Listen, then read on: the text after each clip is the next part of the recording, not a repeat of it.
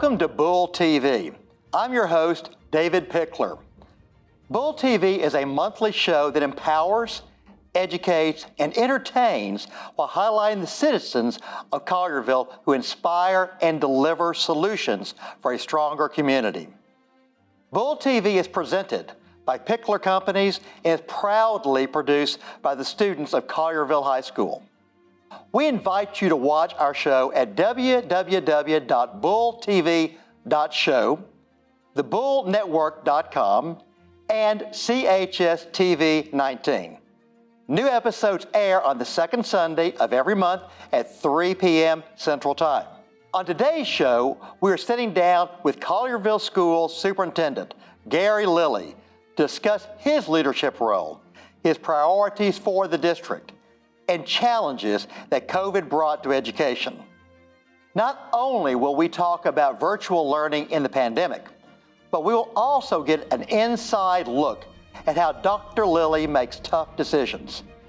Finally, we will discuss how Collierville High School's focus on workforce development is positively impacting local businesses as well as creating amazing opportunities for students. Stay tuned for this in-depth look at our schools, how they navigated the pandemic, and what the future looks like for education in our town.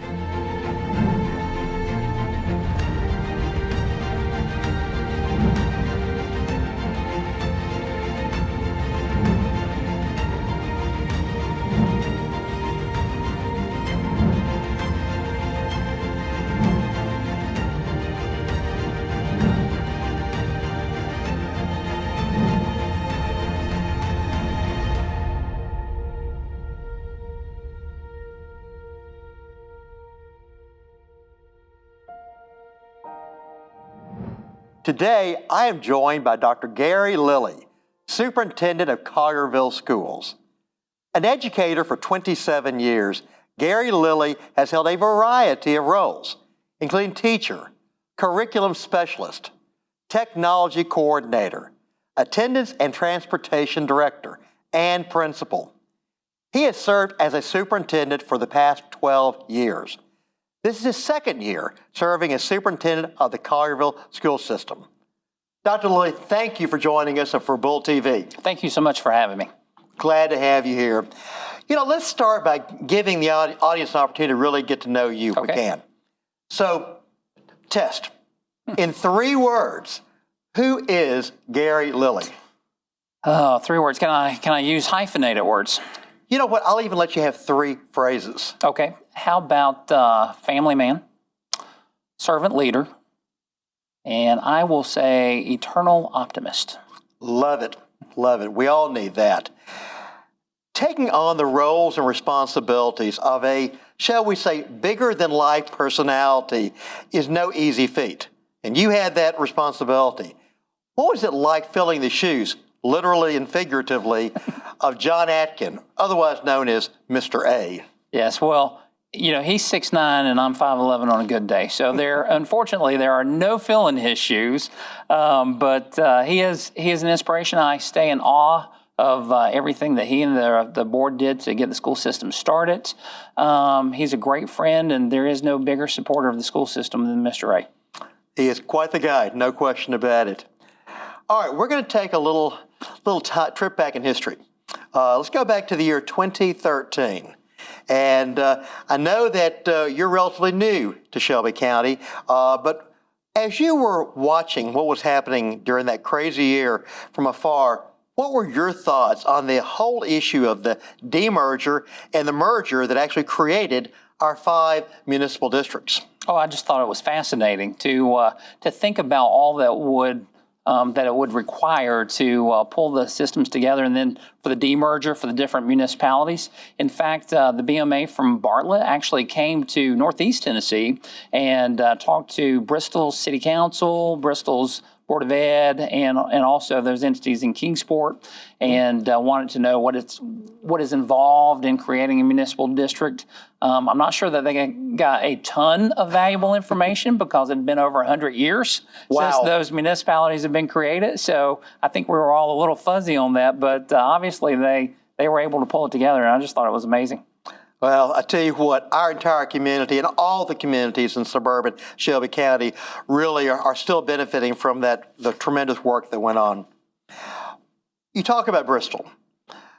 What to you has been the biggest difference between being the director of schools in Bristol, Tennessee, and the superintendent of schools here in Collierville? Sure, well, that's a great question.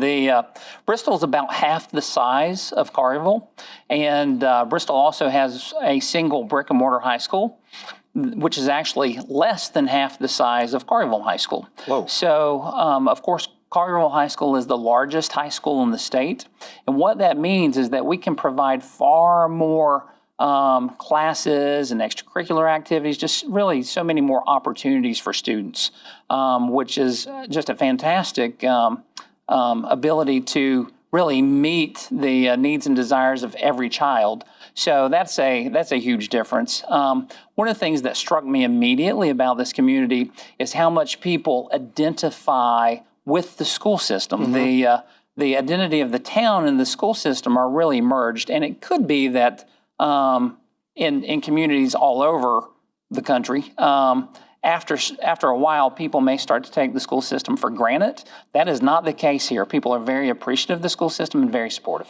Well, it's an amazing relationship that exists here between Collierville as a school system and the town. It's it's been that place for over 100 years. That's great. That would be a similarity yes. in that regard. Yes.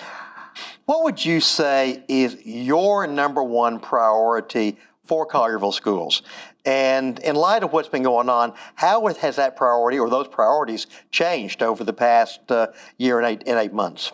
Sure. Well, the priority is for Collierville schools to be a world-class school system, and I think we're poised to be just that. It's not gotten a ton of press probably because of COVID, but Collierville Schools was rated by Niche as the best school system in the state of Tennessee this year. And, congratulations. Yeah, it's certainly an accomplishment for the entire community. And I think, our students are amazing. They've got such bright futures, and it's our job to really prepare them for whatever comes next, whether that's career or college or whatever. We want to set them up for success. Wonderful. Well, that is something that we're all very proud of, and thank you for your work. Let's talk about the elephant in the room. Yeah. You signed up for something that no one expected with the events of the past year. Sure. So let's discuss the pandemic and its impact on Collierville schools. What has been your biggest challenge in delivering education in the midst of a pandemic? The pandemic has been challenging for everyone in all walks of life. The fact is, schools were really not made to operate in a pandemic situation. So it has been a challenge, and of course, different families have different thoughts and different needs depending upon their own situations. Mm-hmm. So really the biggest challenge, I would say, would be finding that balance between keeping students and faculty and staff as safe as possible in context of the coronavirus, while also providing the educational opportunities that students need to grow and progress.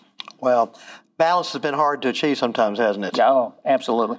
Well, I know that the decisions that you've had to make and that have been made regarding learning and teaching as the pandemic surged were by no means easy to make. How did you and your leadership team make these tough choices? And did you find yourself taking cues from other districts in the area? Well, we have tried to continually educate ourselves about the status of the virus, and in the early part of the pandemic, no one knew a lot about it, and so we really didn't know the implications of it. So we were looking for every information source we could. One example is the American Academy of Pediatrics came out pretty early on, and they said 3 to 6 feet of distancing should be sufficient. Certainly they recognize the importance of students being in school and having those opportunities and what that would mean for them. So originally that was the plan that we had kind of draft it. And then other medical professionals, including local medical professionals, said, no, 3 to 6 feet is not enough. You need to go 6 feet. So we had to kind of scrap that because we're not medical professionals. We had to rely on the best information that we could get. Interestingly, since then, just a week or two ago, the CDC came out and said 3 feet's probably, enough in schools. But of course, people didn't know what they didn't know back then. So we and everyone else were being as cautious as possible. So it's been a challenge, but we've worked through those. We have continually listened to and participated in the Shelby County Coronavirus Task Force, which has been up till recently a couple of days a week. There's a standing call with the health department on Thursday afternoons with local school districts. So again, we've just been really engaged with those medical professionals and trying to figure out what can we do, what can't we do. Collierville parents, as you well know, were given the option of either virtual learning or in-person learning. What are the lessons that have been learned from your point of view from virtual learning? So that has been experience. We have talked about setting up some virtual classes and what have you. Even last year we were looking at that. We did not expect to go from 0 to 3,000 all at once. So going to scale in such a short amount of time was definitely challenging. You had software systems you had to have in place, and some of the things we learned, some of our existing software, like our student information management system, does not like it when you put a student over in this school under a virtual teacher from another school, and just a lot of problems that we had to work out. So honestly, we kind of got off to a rocky start. Not only were those systems, we had to work through some of those issues, but we also had professional development. We needed to get our teachers up to speed on how to teach in a virtual environment. But to the credit of our teachers, they have done a tremendous job. They've worked really hard and they've made it work. And to this point, people are pretty positive about our virtual program. So we have come so far with that. But so we've learned so many lessons. But we are proud of the work that we have done in the virtual space. Well, you have come such a long way. I remember back on my days as a former school board member when we had distance learning, and and it was such a challenge even then. But what you've had to do, as you say, going from 0 to 3,000 is amazing. But I really appreciate what you talked about the key element that every teacher played. Oh, yes.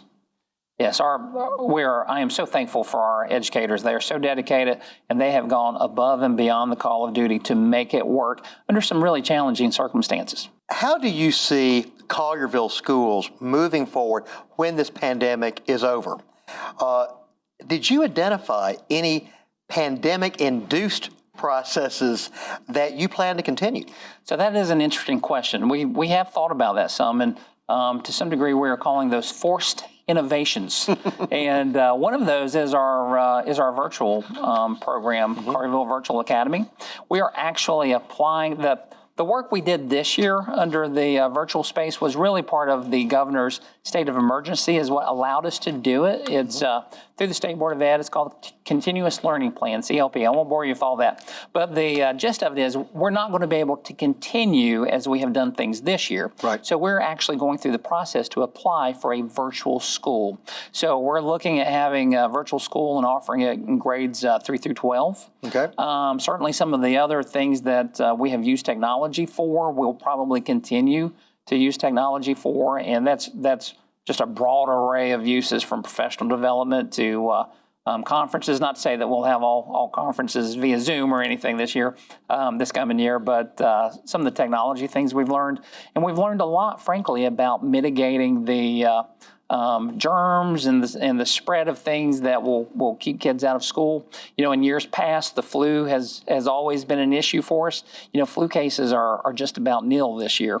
So I think a lot of those things, some of our cleaning protocols, we'll keep some of those things in place. Dr. Lilly, as we hopefully begin to move towards some semblance of normalcy, what is Collierville Schools doing to assess how much, if any, learning loss has occurred during this pandemic? And what strategies will you be looking to employ to address these learning losses? Sure. Well, it's reasonable to expect some learning loss because we've not been able to have school as we would like to have had it. So we are taking steps. Part of the assessment process, we do formative assessment all throughout the year. Last year, we did not have a tremendous amount of summative assessment because of the pandemic and changes that were made at the state level. But this year, we are forging ahead with the summative assessment, which will provide data that we can use. All of that data will help inform how we address that learning loss. One of the things that we're going to be able to offer are some summer learning camps. We are on the cusp of sending out the notifications about which children will be eligible for those camps. We've already implemented some tutoring stipends for teachers for after school. So we do have some things in place to address those. And certainly we have it's called RTI, response to intervention. So we've had processes in place for years, really, to address deficits in learning, but we will just build upon that and really take it to another level. There has been some criticism that's been leveled to some of the larger, more urban districts in Tennessee and really across America as to how each of these districts have actually delivered education during this pandemic. I'm not trying to get you in trouble, but do you have any opinions about how some of these other districts have handled education during this crisis? I think you are trying to get me in trouble on this. No names to be mentioned. So, the pandemic is difficult on everyone, and people are in different situations. So I think that largely throughout our state, we are blessed to have some very caring and well-intentioned educators and administrators. And so because I am not aware of the full scope of the situation in other districts, I don't really feel like it's my place to comment on the actions that they take. I trust that the actions that other administrators take elsewhere are probably done in the best interest of their students. Have you ever considered a career in politics, Dr. Lilly? That was very artfully done. Oh, well, you're kind. And quite frankly, I expected no less. During these challenging times, such as what we have all experienced, you're going to have to make some really hard choices. What has been your secret to managing and leading through adversity? So I'm not sure that I have a secret, and certainly there have been a variety of opinions about some of the decisions we've had to make this year. I think mostly you have to rely on communication and transparency. I think that although people may or may not agree with the action that you take, they deserve to know the rationale. Here's why we are making the decision that we're making. Here's the information we're getting and how we are basing this decision. So even if it's not best for their situation or perhaps if they don't agree with it, at least they understand the why behind the decision. Well, I think that's so important. Communication, transparency, laying it out. Obviously, you have a partner in this process, that being your school board. And I'm sure you have actually many partners. But when it comes to working so closely with the school board, how do you handle making some of those decisions that you have to when so many voices really need to be heard? As hard as you work, I doubt if everyone is on the same page at the same time. Sure.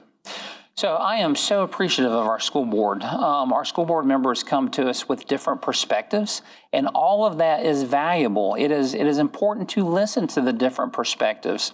And the board members, even when they have different perspectives, they definitely have the best interest of students in our community at heart. And they know that about each other. So there's always a high level of respect. And so the board members, of course, are liaisons with the public. And so it is their job to share the public's perspective with the administration, which they do. And again, once the board collectively decides upon an action, then they're all good with that, even if individually they might have some different perspectives. So I'm very appreciative of our board, and it is challenging the decisions that have to be made, but our board has been very supportive, which, again, I'm very appreciative of. Well, again, another thing that we're so blessed in Collierville to have is a strong and engaged school board. Absolutely. That understands their roles. Yes. Very, very important. Let's turn the page a little bit and talk about some of the amazing things that are happening in this school.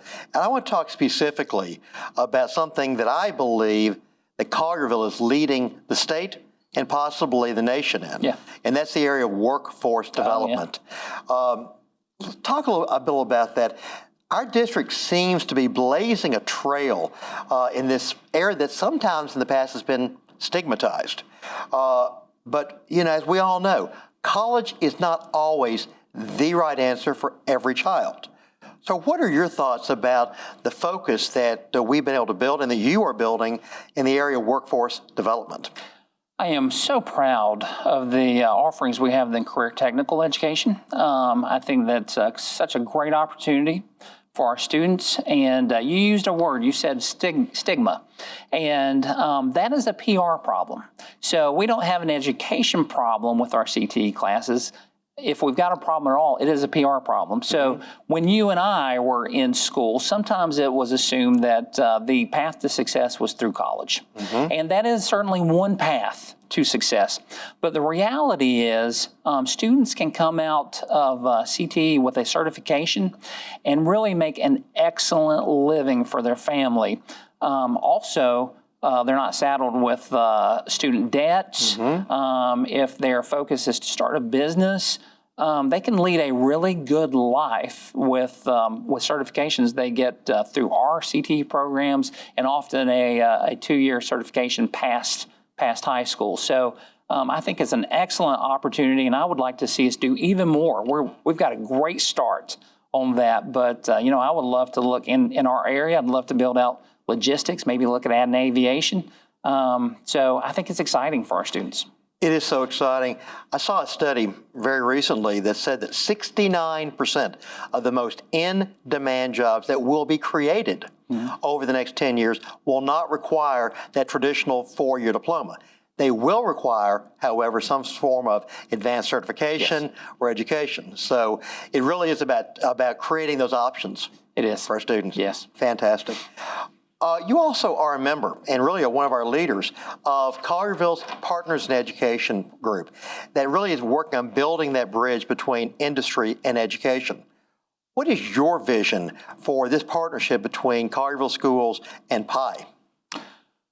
So the Partners in Education program is very important to us. The programs that we had talked about in CT, we probably would not have those programs, or at least not the level of programming that we've got without the support and really the input of our partners. That's the key word, partners. We really depend upon these folks to keep us grounded. You know, it's our job to prepare students, but you've got to know, what are you preparing students for?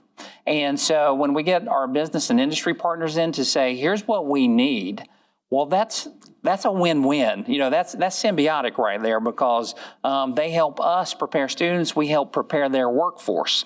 So they're very important parts of our school system and our programming, and I would love to see more partners. You know, I would say if there are any business and industry leaders out there that have trouble finding folks to work for them, come talk to us. We can help. We'd love to get you connected with our PI group. Well, the great thing about this is it really aligns education as a true partner in community development. Makes total sense. And I think that's something that we can continue to build upon.